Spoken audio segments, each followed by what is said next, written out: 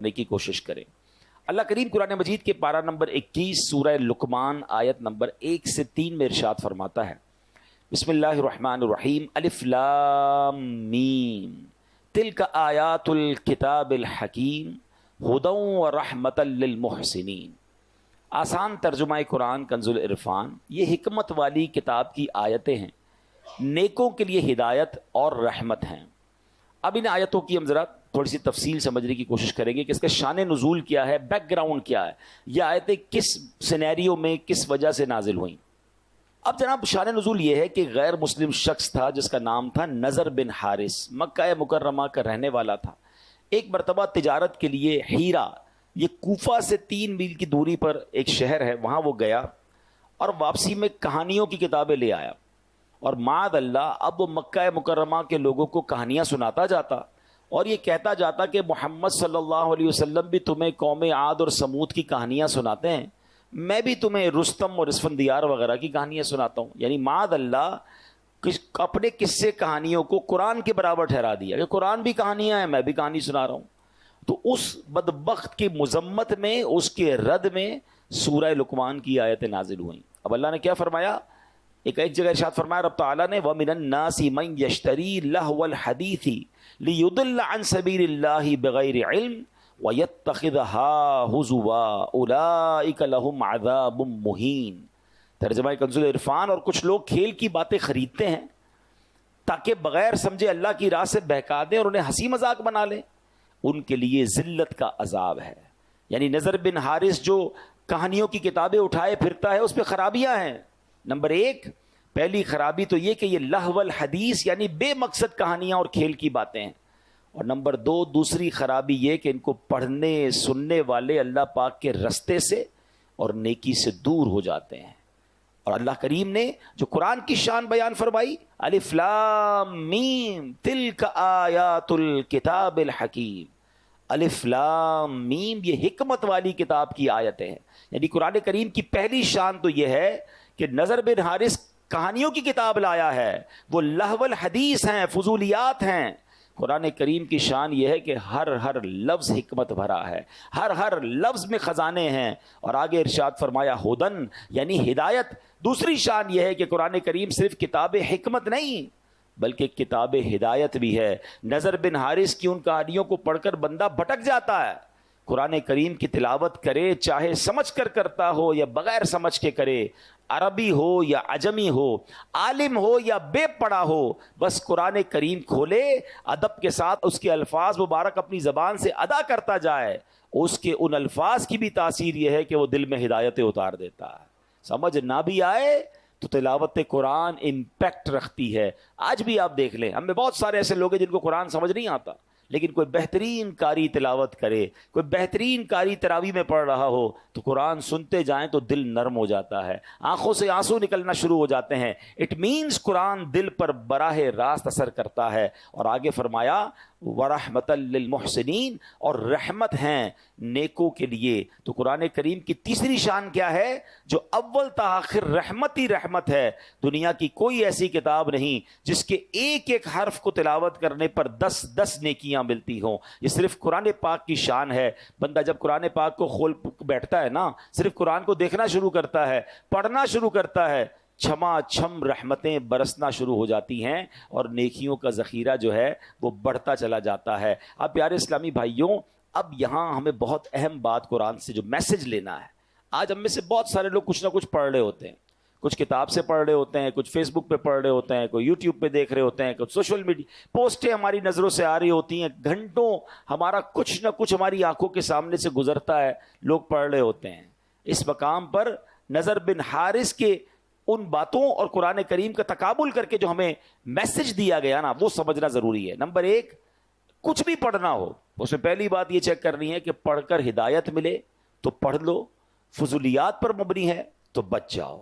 جو پڑھ رہے ہو اس سے حکمت و نصیحت ملتی ہے تو پڑھ لو، فضولیات ہیں، گمراہی آتی ہے، نیکی سے دور ہو جاؤ گے، اس سے بچ جاؤ۔ اگر اسے پڑھ کر ثواب ملنے کی امید ہے تو پڑھ لو، اور ثواب ملنے کی امید نہیں بلکہ گناہ کی امید ہے اس سے بچ جاؤ. تو اب یہ کلیہ سامنے رکھ لیں کہ کیا دیکھنا ہے, کیا سننا ہے, کیا نہیں سننا, کیا پڑھنا ہے, کیا نہیں پڑھنا. اگر یہ بات ہمیں سمجھ آ جائے تو قرآن نے اپنی شان بھی بیان کر دی, اور رہتی دنیا کو پڑھنا, سننا, دیکھنا کیا ہے اور کیا نہیں دیکھنا اس کا فارمولہ بھی بتا دیا. اب میرے پیارے اسلامی بھائیوں, حضرت زید بن اسلم رضی اللہ تعالیٰ, دیکھیں قرآن کتنا امپیکٹفل ہے اور اس کی ایک ایک آیت, ایک ایک سورت کس قدر درس رکھتی ہے. کہ ایک مرتبہ ایک شخص بارگاہ رسالت میں آیا اور نبی پاک علیہ الصلوۃ والسلام نے کہا کہ ایک صحابی سے کہ یہ نیا مسلمان ہوا ہے, نئے شخص آئیں کو قرآن سکھاؤ. صحابی رسول نے لے کر بیٹھ گئے اور قرآن سکھانا شروع کیا. ایک اور بات سمجھ آئی کہ قرآن سیکھنا سکھانا یہ دربار رسالت میں موجود صحابہ کا طریقہ تھا. ایک حدیث پاک بھی ہے, خیرکم من تعلم القرآن وعلمہ, تم میں بہترین وہ ہے جو قرآن سیکھے اور دوسروں کو سکھائے. ہم اتنے سارے لوگ بیٹھے ہیں, کیا ہم ان بہترین لوگوں میں شامل ہیں, یا قرآن خود سیکھ لیا ہے؟ اگر سیکھ لیا ہے تو کیا دوسروں کو سکھاتے ہیں؟ ہماری بہت بڑی تعداد ہے جن کو قرآن پڑھنا ہی نہیں آتا, پراپر پڑھنا نہیں آتا. بہرحال صحابی رسول نے قرآن سکھانا شروع کیا, سورہ زلزال سکھائی, 7ویں آیت سکھائی تو کہتے بس مجھے اب کافی ہے, اتنا کافی ہے. تو صحابی رسول نبی پاک کے پاس آئے, کہتے ہیں حضور یہ تو 7 آیتیں سیکھ کر کہہ رہے ہیں مجھے کافی ہے, اور پڑھ ہی نہیں رہے آگے. کہتے ہیں بس 7 آیتیں کافی ہیں. اللہ اکبر. نبی پاک نے فرمایا اسے چھوڑ دو, اسے فقاہت یعنی دین کی سمجھ مل گئی ہے. یعنی 7 آیتوں میں اتنا کمال. سکھانے والے کون تھے؟ صحابی رسول تھے نا. کس انداز سے سکھایا ہوگا, کیسا دل میں اتارا ہوگا. سچی بات تو یہ کہ بعض اوقات قرآن کی ایک آیت اگر صحیح سمجھ آ جائے اور بندہ اس پر عمل کر لے, زندگی گزارنے کے لیے کافی ہے. نبی پاک نے فرمایا 7 آیتیں سیکھ لی, اس کو فقاہت مل گئی, اس کو دین کی سمجھ مل گئی. تو اب پتا چلا کہ یہ ہے قرآن, یہ ہے کتاب ہدایت, کہ اس طرح امپیکٹ کریٹ کرتی ہے, اور بندہ دل سے پڑھے سمجھ لے تو اس کی زندگی سنور جایا کرتی ہے. حضرت جبیر بن مطعم رضی اللہ تعالیٰ عنہ صحابی رسول ہیں. فتح مکہ سے پہلے انہوں نے اسلام قبول کیا اور مدینہ منورہ میں رہتے تھے, وہیں انہوں نے وفات پائی. اپنے اسلام قبول کرنے کا واقعہ بیان کرتے ہیں کہ کیسے اسلام قبول کیا. کہتے ہیں غزوہ بدر میں جو غیر مسلم قید ہوئے تھے, ان قیدیوں کی بات چیت کرنے کے لیے میں مدینہ منورہ آیا تھا. یعنی غیر مسلموں کی طرف سے نیگوشیشن کے لیے کہتے ہیں میں مدینہ منورہ آیا.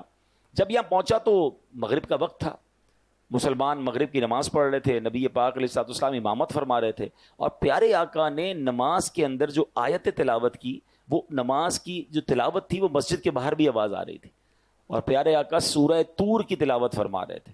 اب میں حیران ہو گیا کہ آواز کیسی ہے, قرآن پڑھنے والا کون؟ اللہ کے حبیب علیہ الصلوۃ والسلام جن پہ قرآن نازل ہوا ہے, اور کلام کس کا؟ اللہ کا کلام. کیسی تاثیر ہوگی. کہتے ہیں مسجد کے باہر کھڑا ہو گیا, اور اب میرے کانوں میں نبی پاک کی پیاری میٹھی آواز اور اللہ کا کلام جانے لگا, اور نبی پاک نے یہ آیات پڑھی, ان عذاب ربک لواقع ما لہ من دافع, بے شک تیرے رب کا عذاب ضرور واقع ہونے والا ہے, اسے کوئی ٹالنے والا نہیں. کہتے ان آیات کو سنا تو میرا دل ایسے ہو گیا جیسے ابھی پھٹ جائے گا. مجھے یوں لگا تھا کہ میں یہاں سے قدم بھی نہیں اٹھا سکوں گا, اس سے پہلے ہی مجھ پر عذاب برس جائے گا. میں نے اللہ پاک کے عذاب سے ڈر کر اسی وقت توبہ کی اور ایمان قبول کر لیا. آئے تھے غیر مسلموں کی طرف سے نیگوشیشن کرنے, مگر قرآن نے دل پر ایسا امپیکٹ کیا, اتنا انڈرسٹینڈ کیا قرآن کو کہ فوراً ایمان قبول کر لیا. تو یہ ہے قرآن. اللہ پاک ہمیں قرآن اس کی حقیقی روح کے مطابق پڑھنے کی توفیق عطا فرمائے. اللہ اکبر. قرآن گناہ گاروں کو کیسے ہدایت دیتا ہے. ایک بار حضرت ابو ہاشم رحمۃ اللہ تعالی علیہ فرماتے ہیں, ایک مرتبہ بصرہ کشتی میں جانے کے لیے سوار ہوا. اس کشتی میں ایک مرد بھی تھا, اس کے ساتھ کنیز بھی تھی. آگے بڑھے تو مرد نے اپنی کنیز سے کہا ذرا شراب پلاؤ. اس نے شراب پلائی. کنیز کو کہا کچھ گانا بھی سناؤ. حالانکہ وہ بزرگ ساتھ بیٹھے تھے مگر وہ اپنی رنگ رلیوں میں مصروف تھا. کہتا گانا سناؤ. اس نے گانا بھی شروع کر دیا. تھوڑی دیر بعد وہ شخص جو ہے وہ حضرت ابو ہاشم سے کہتا ہے اس گانے جیسا تمہارے پاس بھی کچھ ہے, تم بھی کچھ سنا سکتے ہو. اب ان کو موقع ملا, انہوں نے قرآن کی تلاوت شروع کر دی. اب سنیں قرآن کی کون سی آیتیں پڑھی. دیکھیں قرآن کی کچھ صورتیں تو ایسی ہیں جو کمال ہے نا, بندہ ایسا لگتا ہے اس کا ایسا ترنم ہے, ایسی لے ہے, ایسا انداز ہے کہ بندہ رحمت کے دریا میں تیرنا شروع ہو جاتا ہے. انہوں نے کیا پڑھنا شروع کیا؟ بسم اللہ الرحمن الرحیم. اذا الشمس کورت واذا النجوم انکدرت واذا الجبال سیرت. 30واں پارہ ہے, سورہ تکویر ہے, قیامت کی منظر کشی قرآن کر رہا ہے. ترجمہ کیا بنتا ہے؟ جب سورج کو لپیٹ دیا جائے گا, جب تارے جھڑ پڑیں گے, اور جب پہاڑ چلائے جائیں گے.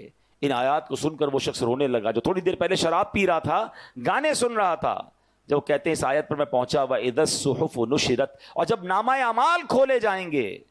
روتے روتے وہ شخص اپنی کنیز سے کہتا ہے میں اللہ کے لیے تجھے آزاد کرتا ہوں، اس شراب کو پانی میں بہا دو. اور اب کہتے ہیں وہ ابو ہاشم رحمۃ اللہ تعالی سے پوچھتا ہے کیا میری توبہ بھی قبول ہو سکتی ہے؟ میں تو بڑا گناہ گار، میں شرابی، میں برے کام کرنے والا، قرآن سے مجھے ہدایت مل رہی ہے. اللہ اکبر. اللہ والوں کو قرآن بھی کیسا یاد تھا. اس کے اس سوال کا جواب بھی انہوں نے قرآن سے دیا. فرماتے ان اللہ یحب التوابین ویحب المتطہرین، بے شک اللہ بہت توبہ کرنے والوں سے محبت فرماتا ہے اور خوب صاف ستھرے رہنے والوں کو پسند فرماتا ہے.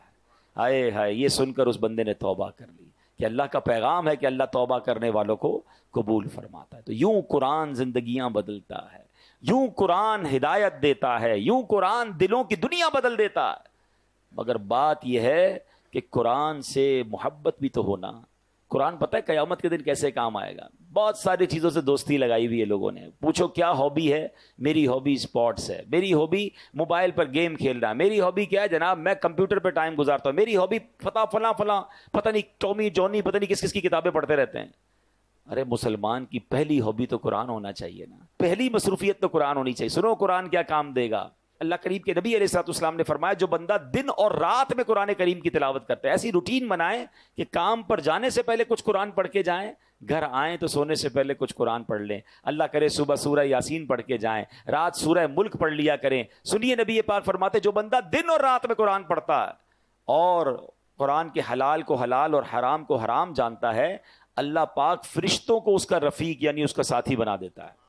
جب قیامت کا دن ہوگا بندے کے لیے اللہ کی بارگاہ میں دلائل دے گا. قرآن کہے گا رب کریم ہر شخص دنیا میں اپنے کام کی اجرت لیتا تھا، جو بھی کام کرتے ہیں اس کی فیس لیتے ہیں نا.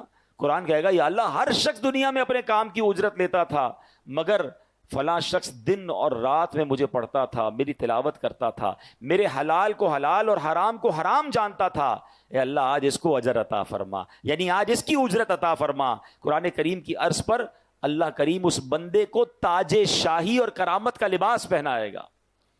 اب اللہ قرآن سے فرمائے گا حل ردیتا، اے قرآن کیا تو راضی ہے؟ ذرا غور کیجئے، بندے کو عزت کا تاج اور کرامت کا لباس پہنا کے بندے سے نہیں پوچھے گا، اللہ قرآن سے سوال کرے گا اے قرآن تو راضی ہے؟ تو قرآن کہے گا یا رب اس سے بھی زیادہ افضل اجر عطا فرما. اب اس بندے کو بادشاہت اور سبحان اللہ جنت کی نعمتیں عطا کی جائیں گی، یعنی عطا کیا جاتا رہے گا. حدیث کا خلاصہ ہے کہ قرآن کے بارے میں اللہ تبارک و تعالیٰ پھر قرآن سے سوال فرمائے گا کہ اے قرآن کیا تو راضی ہے؟ اللہ اکبر، ذرا غور کیجئے. اور پھر ایک وقت آئے گا کہ قرآن کہے گا یا اللہ میں راضی ہوں. اب بتائیں دوستی کس سے کرنی چاہیے، ساتھ کس کا ہونا چاہیے؟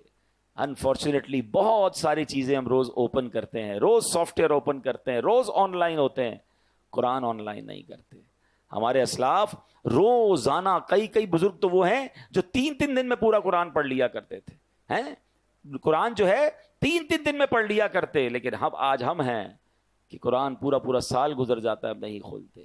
تو اے میرے پیارے اسلامی بھائیوں، اللہ کرے کہ ہم قرآن سے دوستی کریں اور قرآن کیسے کیسے میسج دیتا ہے اور توبہ کیسے قبول ہوتی ہے. ایک بڑا پیارا واقعہ ہے.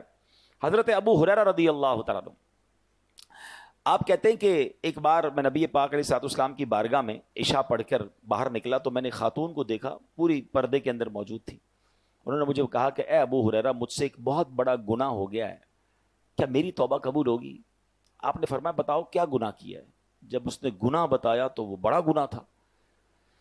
تو آپ نے فرمایا کہ اتنا بڑا گناہ کرنے کے بعد بھی تم توبہ کی امید رکھتی ہو؟ اللہ پاک کی قسم تیرے لیے کوئی توبہ نہیں، تو ہلاک ہو گئی. وہ عورت اتنا شرمندہ ہوئی، اتنی نادم ہوئی، کپ کپی طاری ہو گئی اور وہ عورت گر کر بے ہوش ہو گئی. حضرت ابو ہریرہ کو خیال آیا، کیونکہ اسلام کے ابتدائی دن تھے، روز نبی پاک سے سارے صحابہ سیکھ رہے تھے، انڈرسٹینڈنگ ٹریننگ ہو رہی تھی. کہتے میں نے نبی پاک سے تو پوچھا ہی نہیں، مشورہ ہی نہیں کیا، میں نے عورت کو جواب دے دیا.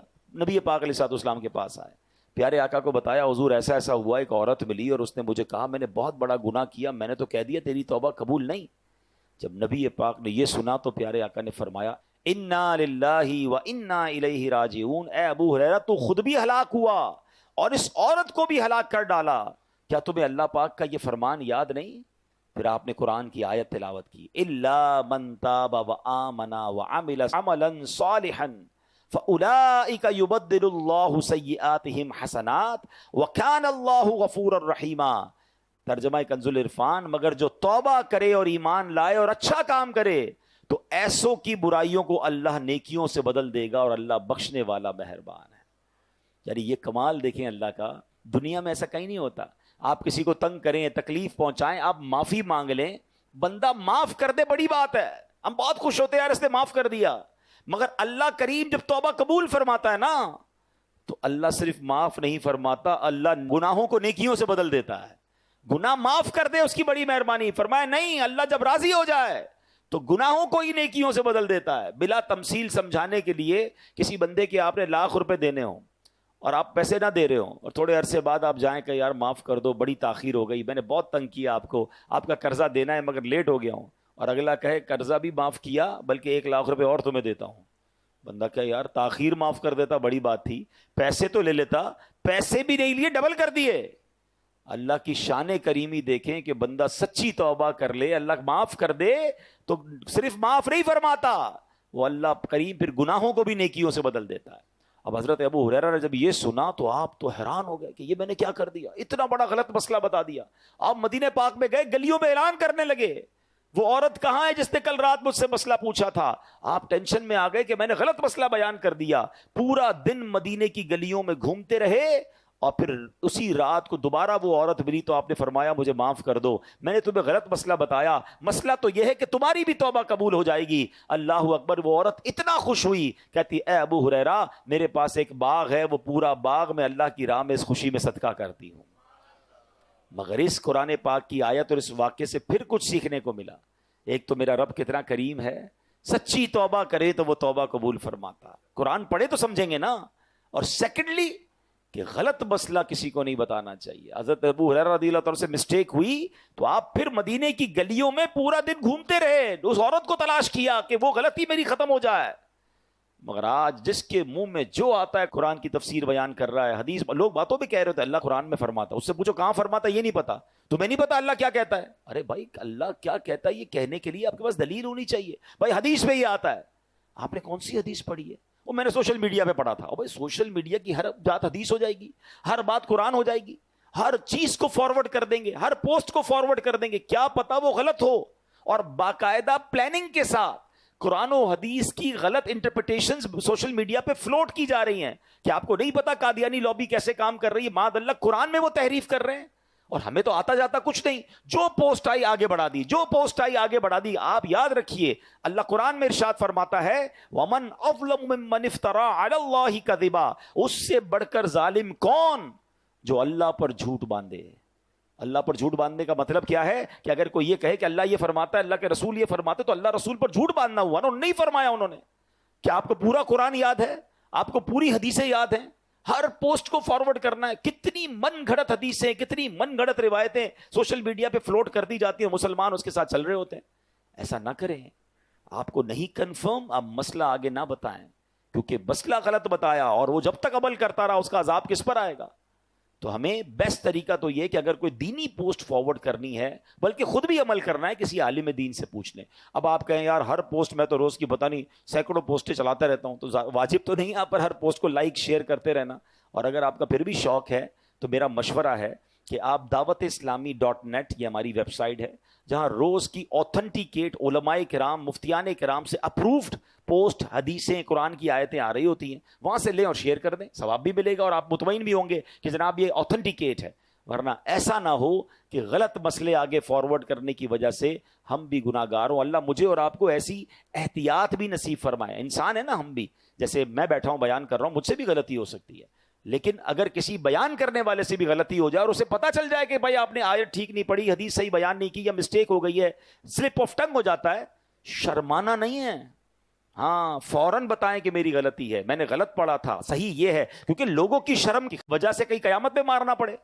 ہم نے دیکھا کہ امیر اہل سنت، فاؤنڈر آف دعوت اسلامی، اتنی بڑی ہستی ہوتے ہوئے براہ راست چینل پر بتاتے ہیں کہ بھائی فلاں مسئلے میں غلطی ہوئی تھی، صحیح مسئلہ یہ ہے۔ اس میں کوئی شرم اور آر نہیں ہونی چاہیے، چند لوگوں کی شرم اٹھانے کے لیے کہ لوگ کیا کہیں گے۔ ارے لوگ کچھ کہیں نہ کہیں، اگر رب ناراض ہو گیا اور گناہ جاریہ ہو گیا، میں نے جائز کو ناجائز کہہ دیا اور ناجائز کو جائز کہہ دیا، تو میرے لیے تو عذاب کا باعث بن جائے گا۔ تو کبھی بھی زندگی میں اگر کوئی آپ کو بتا بھی دے نا کہ یار آپ سے یہ غلط مسئلہ بیان ہو گیا ہے, آپ نے یہ مسٹیک کی ہے, تو اس میں 1 منٹ نہ لگائیں اور فوراً اس کو ٹھیک کریں, اور الحمدللہ علماء حق سے رابطے میں رہیں تو انشاءاللہ اس کی برکتیں ملتی رہیں گی. ایک اور پیاری حدیث, نبی پاک علیہ الصلوۃ والسلام فرماتے ہیں, ایک شخص نبی پاک کی خدمت میں حاضر ہوا, عرض کی یا رسول اللہ افضل عمل کون سا ہے؟ فرمایا تم پر لازم ہے حال مرتحل, یعنی منزل پر پہنچ کر پھر سفر شروع کر دینے والے بن جاؤ. عرض کیا حضور یہ مرتحل کیا ہے, یہ کیسا کام بندہ ہے؟ تو فرمایا جو قرآن پاک کو ابتدا سے پڑھے اور اختتام پہ پہنچے اور پھر دوبارہ پڑھنا شروع کر دے, پھر ختم ہو پھر پڑھنا شروع کر دے, یعنی منزل پر پہنچ کر پھر سفر شروع کر دے, تو سبحان اللہ اس کو مرتحل کہتے ہیں, اور یہ افضل عمل ہے. اللہ کریم سے دعا ہے اللہ مجھے اور آپ کو ذوق و شوق کے ساتھ تلاوت قرآن کا شوق نصیب فرمائے.